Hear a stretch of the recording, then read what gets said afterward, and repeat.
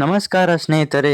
ಇವತ್ತು ನಾವು Indian cinema ರಂಗದಲ್ಲಿ ದೊಡ್ಡ ಮಟ್ಟದ ನಿರೀಕ್ಷೆ ಹುಟ್ಟಿಸಿ ಬಾಕ್ಸ್ ಆಫೀಸ್ ಧೂಳಿಪಟ ಮಾಡಿದ ಸಲಾರ್ ಸಿನಿಮಾದ ಬಗ್ಗೆ ವಿಸ್ತಾರವಾಗಿ ಚರ್ಚೆ ಮಾಡೋಣ.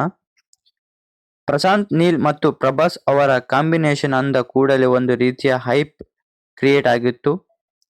ಆ ಹೈಪ್ ಅನ್ನು ಈ ಸಿನಿಮಾ ಎಷ್ಟು ಮಟ್ಟಿಗೆ ತಲುಪಿದೆ ಎಂದು ನೋಡುವುದಾದರೆ, ಇದೊಂದು ಕಂಪ್ಲೀಟ್ ಡಾರ್ಕ್ ಆಕ್ಷನ್ ಡ್ರಾಮಾ.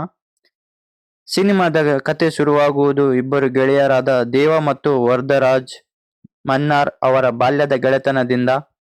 ಖಾನ್ಸಾರ್ ಎಂಬ ಕಾಲ್ಪನಿಕ ಸಾಮ್ರಾಜ್ಯದ ಸುತ್ತ ನಡೆಯುವ ಈ ಕಥೆಯಲ್ಲಿ ಅಧಿಕಾರಕ್ಕಾಗಿ ನಡೆಯುವ ಸಂಘರ್ಷ, ರಕ್ತಪಾತ ಮತ್ತು ತಂತ್ರಗಾರಿಕೆಗಳು ಪ್ರೇಕ್ಷಕರನ್ನು ಕುಳಿತಲ್ಲಿ ಮೂಳೆ ಹೊಡೆದಂತೆ ಕುತ್ತರಿಸುತ್ತವೆ.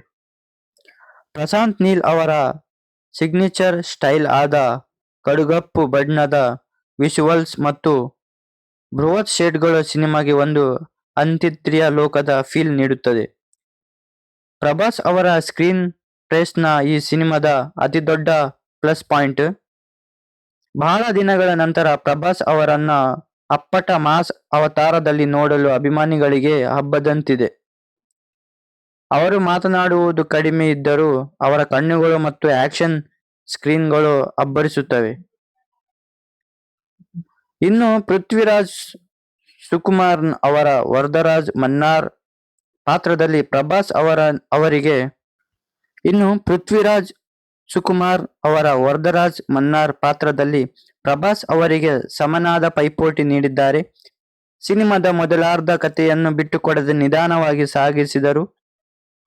ಇಂಟರ್ವಲ್ ಬ್ಲಾಕ್ ಬರುವ ಹೊತ್ತಿಗೆ ಸಿನಿಮಾ ಬೇರೆಯದ್ದೇ ಹಂತಕ್ಕೆ ತಲುಪುತ್ತದೆ. ರವಿ ಬಸ್ರೂರು ಅವರ ಹಿನ್ನೆಲೆ ಸಂಗೀತ ಬಿಜಿಎಂ ಪ್ರತಿ ಆಕ್ಷನ್ ಸೀನ್ನ ಗಾಂಭೀರ್ಯವನ್ನು ಹೆಚ್ಚಿಸಿದೆ. ಆದರೆ ಕೆಲವು ಕಡೆ ಕೆಜಿಎಫ್ ಮ್ಯೂಸಿಕ್ ನೆನಪಿಗೆ ಬರುವುದು ಸುಳ್ಳಲ್ಲ. ಖಾನ್ಸಾರ್ ಪ್ರಪಂಚದ ಪ್ರತಿ ಕಬೀಲೆ ಮತ್ತು ಅಲ್ಲಿನ ಕಾನೂನುಗಳನ್ನು ವಿವರಿಸುವ ರೀತಿ ಸ್ವಲ್ಪ ಗೊಂದಲಮಯ ಎನಿಸಬಹುದು. ಒಟ್ಟಾರೆ ಸಿನಿಮಾ ಒಂದು ವಿಜುವಲ್ ವಂಡರ್ ಎನ್ನಬಹುದು ಎಂದರೆ ಸಿನಿಮಾದಲ್ಲಿ ಅತಿಯಾದ ರಕ್ತಪಾತ ಮತ್ತು ಹಿಂಸಾಚಾರ. ಒಟ್ಟಾರೆ ಸಿನಿಮಾ ಒಂದು ವಿಜುವಲ್ ವಂಡರ್ ಎನ್ನಬಹುದು. ಸಿನಿಮಾದಲ್ಲಿ ಅತಿಯಾದ ರಕ್ತಪಾತ ಮತ್ತು ಹಿಂಸಾಚಾರ ಇರುವುದರಿಂದ ಇದು ಕೇವಲ ಮಾಸ್ ಪ್ರೇಕ್ಷಕರಿಗೆ ಮತ್ತು ಆಕ್ಷನ್ ಪ್ರಿಯರಿಗೆ ಹೆಚ್ಚು ಇಷ್ಟವಾಗಬಹುದು. ಕಥೆಯಲ್ಲಿ ಸಾಕಷ್ಟು ಪಾತ್ರಗಳಿರುವುದರಿಂದ ಪ್ರೇಕ್ಷಕರು ಸ್ವಲ್ಪ ಗಮನವಿಟ್ಟು ನೋಡಬೇಕಾಗುತ್ತದೆ. ಯಾಕೆಂದ್ರೆ ಪೋಷಕ ನಟರಾಜ್, ಶ್ರುತಿ ಹಾಸನ್, ಗಜಪತಿ ಬಾಬು ಮತ್ತು ಇತರರು ತಮ್ಮ ಪಾತ್ರಗಳಿಗೆ ನ್ಯಾಯ ಒದಗಿಸಿದರು. ನೀಡುವ ಟ್ವಿಸ್ಟ್ ಎರಡನೇ ಭಾಗದ ಬಗ್ಗೆ ಕುತೂಹಲವನ್ನು ದುಪ್ಪಟ್ಟು ಮಾಡುತ್ತದೆ. ಸಿನಿಮಾದ ಕ್ಲೈಮ್ಯಾಕ್ಸ್ ನಲ್ಲಿ ನೀಡುವ ಟ್ವಿಸ್ಟ್ ಎರಡನೇ ಭಾಗದ ಬಗ್ಗೆ ಕುತೂಹಲವನ್ನು ದುಪ್ಪಟ್ಟು ಮಾಡುತ್ತದೆ. ನೀವು ಪ್ರಶಾಂತ್ ನೀಲ್ ಅವರ ಮೇಕಿಂಗ್ ಶೈಲಿ ಮತ್ತು ಪ್ರಭಾಸ್ ಅವರ ರಗಡ್ ಲುಕ್ ಇಷ್ಟಪಡುವವರಾಗಿದ್ದರೆ ಸಲಾರ್ ಖಂಡಿತವಾಗಿಯೂ ಮಿಸ್ ಮಾಡಬಾರದು. ಸಿನಿಮಾ ಇನ್ನೊಂದು ಕೇವಲ ಸಿನಿಮಾವಲ್ಲ, ಇದೊಂದು ಬೃಹತ್ ಮಟ್ಟದ ಆಕ್ಷನ್ ಅನುಭವ ಎಂದು ಹೇಳಬಹುದು. ಸಲಾರ್ ಸಿನಿಮಾ ಕೇವಲ ಒಂದು ಆಕ್ಷನ್ ಸಿನಿಮಾವಲ್ಲ, ಇದು ಪ್ರಶಾಂತ್ ನೀಲ್ ಅವರು ಸೃಷ್ಟಿಸಿರುವ ಖಾನ್ಸಾರ್ ಎಂಬ ಮಾಯಾಲೋಕದ ರಕ್ತಸ್ಥಿಕ ಇತಿಹಾಸ. ಈ ಚಿತ್ರದ ಅತಿದೊಡ್ಡ ಶಕ್ತಿ ಇರುವುದು ಅದರ ಕಥೆಯ ಹೆಣಿಗೆಯಲ್ಲಿ. ಸಾಮಾನ್ಯವಾಗಿ ನಾವು ಹೀರೋ ಮತ್ತು ವಿಲನ್ ನಡುವಿನ ಹೋರಾಟ ನೋಡುತ್ತೇವೆ, ಆದರೆ ಇಲ್ಲಿ ಇಬ್ಬರು ಪರಮ ಮಿತ್ರರು ಶತ್ರುಗಳಾಗುವ ಮುನ್ಸೂಚನೆ ಹಾಗೂ ಅವರ ನಡುವಿನ ಬಾಂಧವ್ಯದ ಆಳವನ್ನು ಬಹಳ ಸೊಗಸಾಗಿ ತೋರಿಸಲಾಗಿದೆ. ಪ್ರಭಾಸ್ ಅವರ ದೇವ ಎಂಬ ಪಾತ್ರದಲ್ಲಿ ಅಕ್ಷರಶಃ ಜೀವಿಸಿದ್ದಾರೆ. ಅವರ ಶಾಂತ ಸ್ವಭಾವದ ಹಿಂದೆ ಅಡಗಿರುವ ಹಿಂಸೆಯ ಜ್ವಾಲಾಮುಖಿ ಸ್ಫೋಟಗೊಂಡಾಗ ಬರುವ ಆಕ್ಷನ್ ದೃಶ್ಯಗಳು ರೋಮಾಂಚನಕಾರಿಯಾಗಿವೆ. ಈ ಸಿನಿಮಾದಲ್ಲಿ ಪ್ರಭಾಸ್ ಮತ್ತು ಕಡಿಮೆ ಅಬ್ಬರ ಜಾಸ್ತಿ. ಇದು ಅವರ ಅಭಿಮಾನಿಗಳು ಕಳೆದ 5 ವರ್ಷಗಳಿಂದ ಕಾಯುತ್ತಿದ್ದ ಪಕ್ಕಾ ಕಮ್ಬ್ಯಾಕ್ ಎನ್ನಬಹುದು.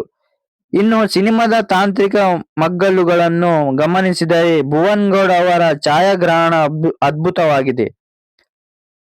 ಕಪ್ಪು ಮತ್ತು ಬೂದು ಬಣ್ಣದ ಛಾಯೆಯಲ್ಲಿ ಇಡೀ ಸಿನಿಮಾವನ್ನು ಚಿತ್ರಿಸುವುದು ಒಂದು ರೀತಿಯ ಯುರೋಪಿಯನ್ ಮಾದರಿಯ ಡಾರ್ಕ್ ಸಿನಿಮಾದ ಅನುಭವ ನೀಡುತ್ತದೆ.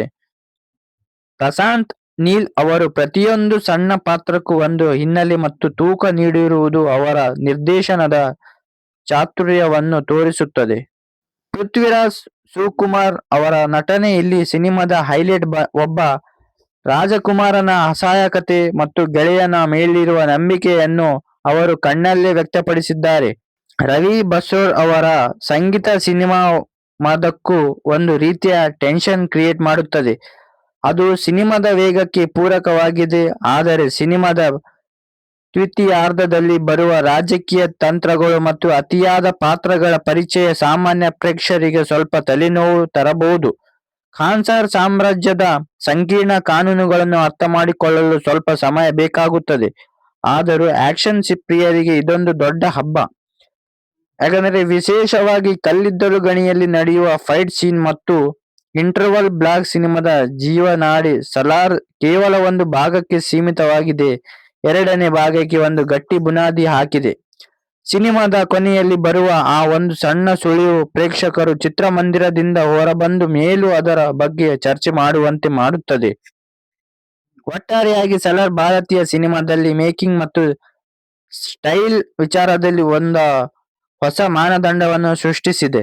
ಕೊನೆಯದಾಗಿ ಹೇಳ್ಬೇಕಾದ್ರೆ ಇದು ಕನ್ನಡ, ತೆಲುಗು, ಹಿಂದಿ, ತಮಿಳು ಮತ್ತು ಮಲಯಾಳಂ ಸೇರಿದಂತೆ ಒಟ್ಟು 5 ಭಾಷೆಗಳಲ್ಲಿ ಬಂದಿದೆ. ಈ ಸಿನಿಮಾವನ್ನು ಹೊಂಬಾಳೆ ಫಿಲ್ಮ್ಸ್ ಅಡಿಯಲ್ಲಿ ಅತ್ಯಂತ ಬೃಹತ್ ಮಟ್ಟದಲ್ಲಿ ನಿರ್ಮಿಸಲಾಗಿದೆ. ಇದರ ಬಜೆಟ್ ನೋಡುವುದಾದರೆ ಸುಮಾರು 270 ಕೋಟಿಯಿಂದ 400 ಕೋಟಿಯವರೆಗೆ ಎಂದು ಅಂದಾಜಿಸಲಾಗಿದೆ. ರಾಮೋಜಿ ಫಿಲ್ಮ್ ಸಿಟಿಯಲ್ಲಿ ಹಾಕಲಾದ ಬೃಹತ್ ಸೆಟ್ಗಳು ಮತ್ತು ಪ್ರಶಾಂತ್ ನೀಲ್ ಅವರ ತಾಂತ್ರಿಕ ತಂಡದ ಕೆಲಸಕ್ಕೆ ಅತಿ ಹೆಚ್ಚು ಖರ್ಚು ಮಾಡಲಾಗಿದೆ. ವರದಿಗಳ ಪ್ರಕಾರ ಈ ಚಿತ್ರಕ್ಕಾಗಿ ನಟ ಪ್ರಭಾಸ್ ಅವರು ಸುಮಾರು 100 ಕೋಟಿ ಸಂಭಾವನೆ ಪಡೆದಿದ್ದಾರೆ ಎನ್ನಲಾಗಿದೆ. ಸಲಾರ್ ಸಿನಿಮಾ ಬಾಕ್ಸ್ ಆಫೀಸ್ನಲ್ಲಿ ಸುನಾಮಿ ಎಬ್ಬಿಸಿದ್ದು ವಿಶ್ವಾದ್ಯಂತ 615 ಕೋಟಿಗೂ ಹೆಚ್ಚು ಕಲೆಕ್ಷನ್ ಮಾಡಿದೆ. ಇದು 2023ರ ಅತಿ ಹೆಚ್ಚು ಗಳಿಕೆ ಮಾಡಿದ ಭಾರತೀಯ ಸಿನಿಮಾಗಳಲ್ಲಿ ಒಂದಾಗಿದೆ ಸಲಾರ್. ಕೊನೆಯದಾಗಿ ಹೇಳ್ಬೇಕಾದರೆ ಸಲಾರ್ ಕೇವಲ ಒಂದು ಸಿನಿಮಾ ಅಲ್ಲ, ಇದು ಪ್ರಶಾಂತ್ ನೀಲ್ ಅವರ ಕಲ್ಪನಾ ಶಕ್ತಿ ಮತ್ತು ಪ್ರಭಾಸ್ ಅವರ ಅಪ್ರಮಿತ ಮಾಸ್ ಮೆಸೇಜ್ಗೆ ಸಂದ ಜಯ. ಸಿನಿಮಾದಲ್ಲಿ ಕೆಲವು ಕಡೆ ಕತೆ ನಿಧಾನ ಅನಿಸಿದರೂ ಆಕ್ಷನ್ ಸೀನ್ಗಳು ಮತ್ತು ಕ್ಲೈಮ್ಯಾಕ್ಸ್ ಟ್ವಿಸ್ಟ್ ಆ ಎಲ್ಲ ಕೊರತೆಗಳನ್ನು ನೀಗಿಸುತ್ತದೆ.